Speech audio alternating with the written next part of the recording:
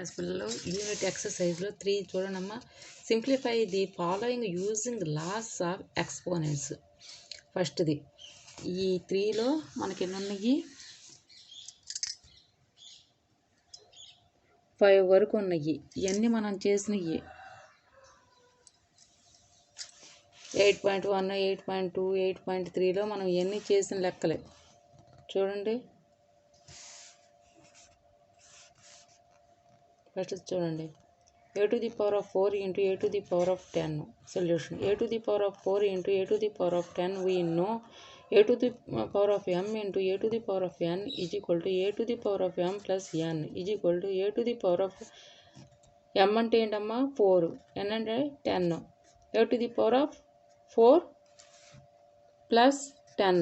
therefore a to the power of 4 into a to the power of 10 is equal to A to the power of 14.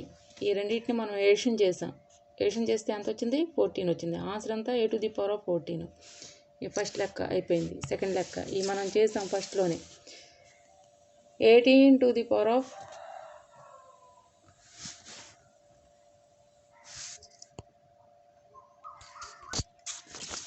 18 divided by 18 to the power of 14. Solution 18 to the power of 18 divided by 18 to the power of 14. We know a to the power of m divided by a to the power of n is equal to a to the power of m minus n is equal to 18 to the power of 18 minus 14. అంటే m అంటే 18 minus n అంటే 14, a అంటే 18. ఈ 2 same base కదా, అందుకే 18.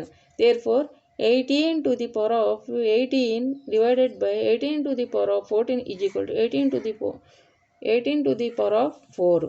అంటే ఈ రెండింటిని ఏం చేసాం? సబ్ట్రాక్షన్ చేసాం, మైనస్ కదా. 18లో నుంచి 14 తీసేస్తే ఎంత వస్తుంది? 4 కదా. 18 ఫింగర్స్.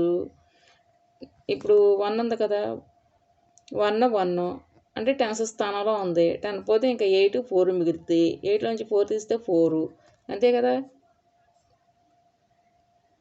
చూడండి బాగా.